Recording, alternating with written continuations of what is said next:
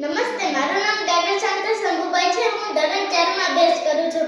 આજે હું તમને એક વાર્તા કહીશ. વાર્તાનું નામ છે સસરા અને સાકરિયા. એક મોટું જંગલ હતું. જંગલમાં પ્રાણીઓ રહેતા હતા, પક્ષીઓ રહેતા હતા. પ્રાણીઓમાં કોણ કોણ રહે? વાઘ, સિંહ, હાથી વગેરે પ્રાણીઓ રહે. એક સસલાભાઈ અને શિયાળભાઈ પણ રહેતા હતા.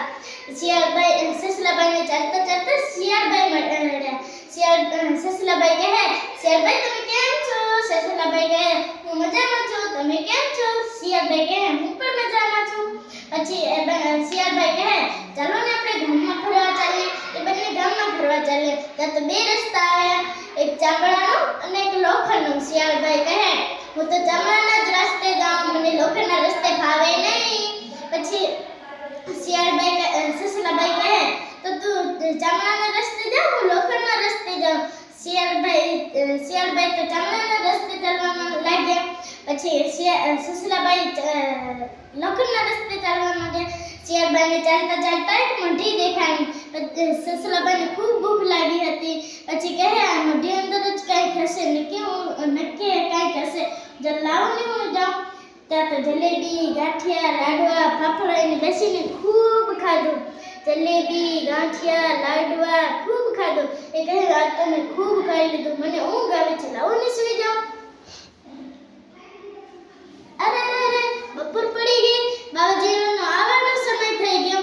ત્યાં તો બાબાજી આવ્યા. બાબાજીએ પૂછ્યું, મારી ઝૂંપડીમાં કોણ છે?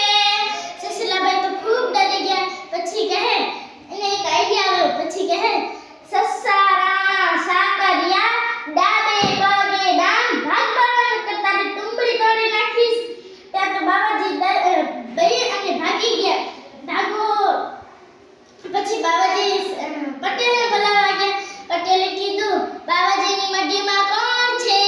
સસલાભાઈએ પાછો એ જવાબ આપ્યો, સસરા સાકરિયા ડાબે પગે ડામ, ભાગ પટેલ કરતા રે પટેલ પણ વીખી નાખીશ.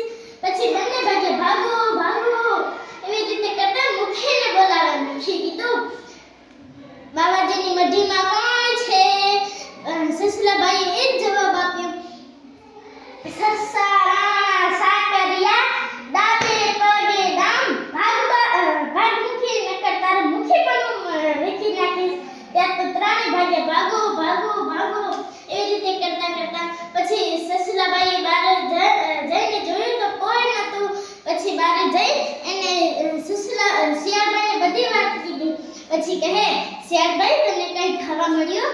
શિયાળભાઈ કહે, ના, મને તો કોઈ ખાવા ન મળ્યું, હું તો ચાલતા ચાલતા જ થાકી ગયો. પછી સસલાભાઈએ એને બધી વાત કીધી. પછી કહે, શિયાળભાઈ કહે, હું જાઉં ખાવા, મને બહુ ભૂખ લાગી છે. પછી શિયાળભાઈ ચાલતા ચાલતા એક ઝૂંપડી દેખાડી. એ કહે, હા, નક્કી આ જ મઢી હશે. અંદર જઈને જોયું તો જલેબી, ગાંઠિયા, લાડવા, ફાફડા બેસીને ખૂબ ખાધું.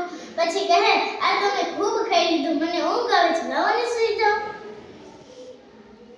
અરે સાંજ પડી ગઈ, બાબાજીનો આવવાનો સમય થઈ ગયો. ત્યાં તો બાબાજી આવ્યા. બાબાજી કીધું, મારી ઝૂંપડીમાં કોણ છે?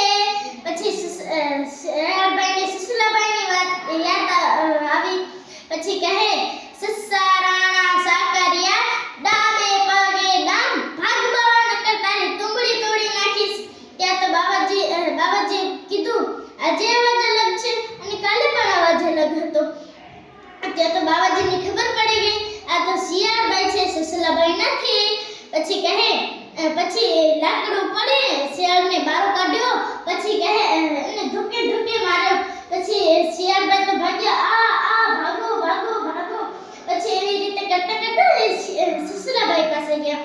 સસલાભાઈએ કીધું, તમને જલેબી, ગાંઠિયા ખાવા મળ્યા? શિયાળભાઈ કહે,